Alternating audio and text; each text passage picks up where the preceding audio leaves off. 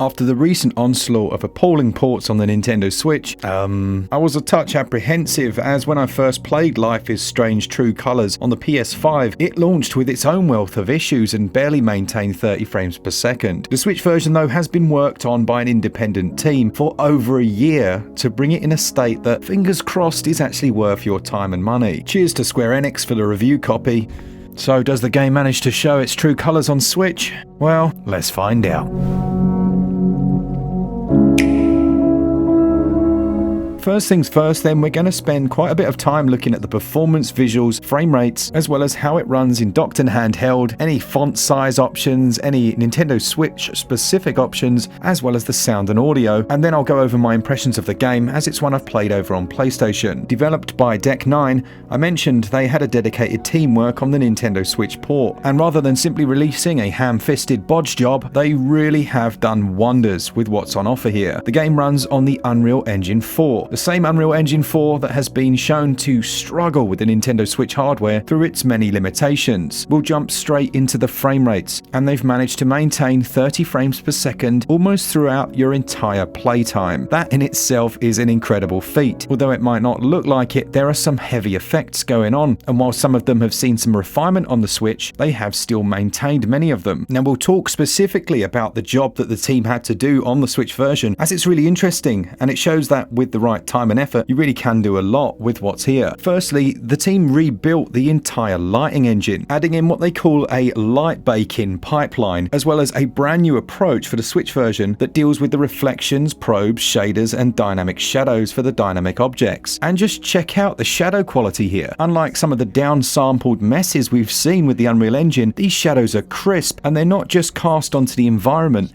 they're dynamically cast onto other objects and items, as well as people in scenes. Now, while some of them are old school hard shadows, as I'll call them, there's also soft shadowing here as well, and a good blend. I am seriously impressed. Anyone knows who's played a PC game with the Unreal Engine, when you drop shadow resolution down, usually what you get is characters' faces having these really blocky, messy shadows all over them, and it looks terrible. That's not the case here. This new Switch lighting model was heavily tweaked to favour those up-close facial shots, and it's paid off in my opinion. It was a really smart choice to tweak what's arguably the most important element of the game. All of the facial animation techniques have carried across, as well as lip syncing and all the animated motion capture. I'd lie and say it was for my work, but no. The team there optimized and reworked the CPU processes to allow the scene to still render at a high quality, but with a decent frame rate. The CPU is one of the biggest limiting factors of the Nintendo Switch hardware, and it takes some panic button and Saber Interactive level of skill to actually achieve this. Other tweaks and changes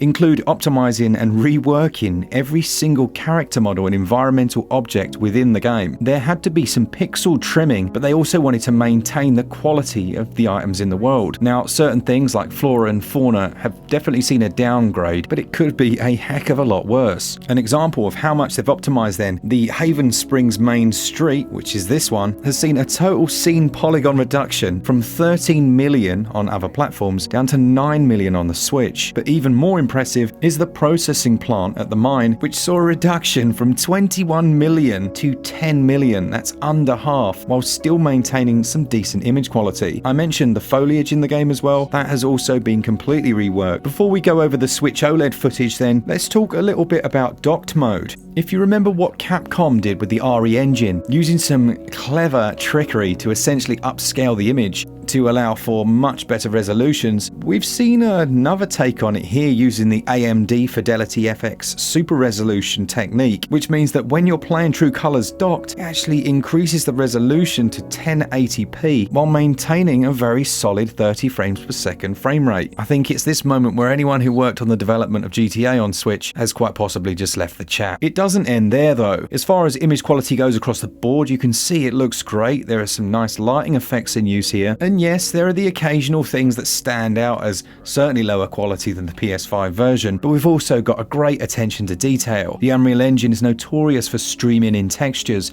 You see a little bit of that here, but not to any real extent, but they've reproduced all of the images that you'll interact with. Any items that you look at in the world will be displayed in full native resolution. It means that when you're using your phone, it's nice and crisp and clear, or when reading the poster in the world, it will appear nice and crisp. Finally then, we've got the anti-aliasing used. This is the technique used to remove jaggy edges on objects, and rather than simply throw on FXAA, which can be very blurry as it's a post-processing effect that, well, it can be blurry, they thought to themselves, I know what we'll do, we'll just completely rework the TAA solution. That's temporal anti-aliasing. This allows for a crisper image, and as you can see, has removed almost all the jaggy edges in the world. It's not perfect, but my goodness is it impressive. Finally, on image quality in dock then, there were some lighting effects that were just too heavy for the Nintendo Switch to cope with, and I'm sure you know what's coming. Did they cut it out? No, they didn't. They just made new Switch versions. For example, they've included atmosphere, light shafts, bloom, depth of field, as well as, and this is probably why the shadows look so good, SSAO. I've probably done around about 30 or 40 of these performance-centric videos now, and it's no joke to say this is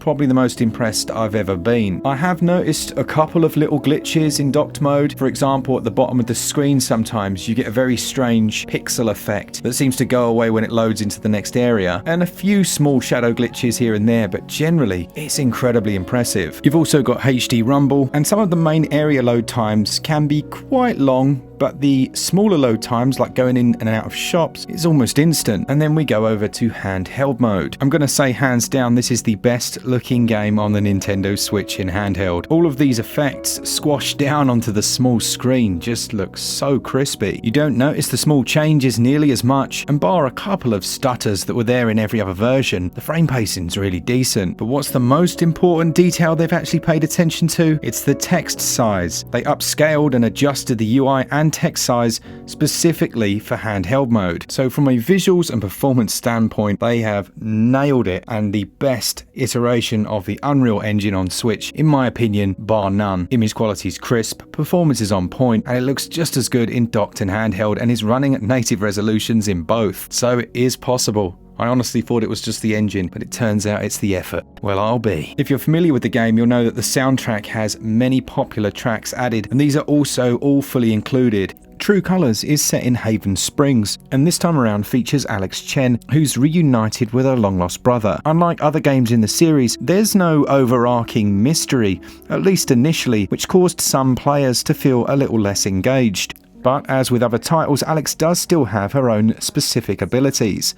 And it's also this ability which potentially caused some division within fans of the series. She can essentially see the auras of different people when they're feeling strong emotions. If someone's angry, then she gets angry. If they're physically violent, then she may do the same. But if they're petrified, well, you can see where this is going. It's an extreme form of uncontrollable empathy with a bit of mind reading thrown in for good measure. As far as story goes though, it's actually a smart choice because it allows you to quite literally go beneath the surface of the characters, and it's a beneficial tool that allows the player to make more informed decisions upon occasion. Now, it's not always available, and there are quite a few times where Alex will optionally just rely on her own common sense. When I think back to how the time rewind mechanic was used back in the day, it seems like a sensible choice. The experience is split into several chapters, with the first one starting out quite quietly, and then things ramp up in excitement, and it certainly provides its fair share of twists and turns. What I've always loved about the series in general is how it gives the player free choice to spend time within the world, with plenty of minigames and other activities thrown in. Things like the jukebox or the arcade cabinets. There are other stories to explore or romances to pursue, and even a live-action role-playing game to take part in. Regardless of how you find the story, as far as building believable characters through excellent dialogue, it's one of the best. And I personally preferred the slower-paced, more realistic storyline,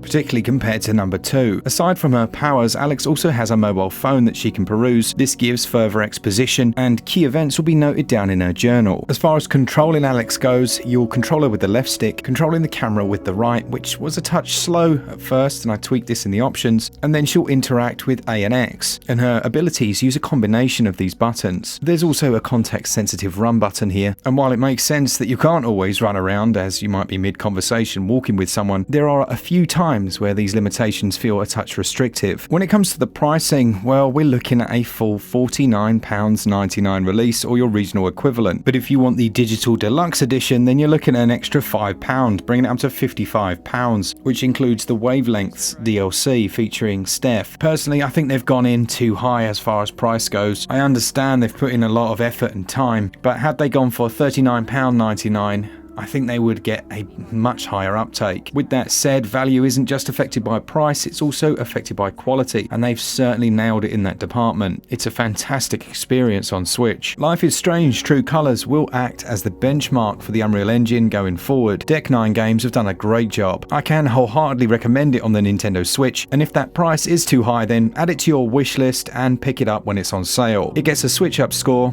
of 86%. Let me know down in the comments if it's a game you've been interested in, and we've still got the discount of $10 off on those Joy-Cons. All the information will be down in the description. Thanks so much for watching, and thanks to our patrons, and as always, for all things Switch, all the time, keep it Switch up. Cheers guys, see ya!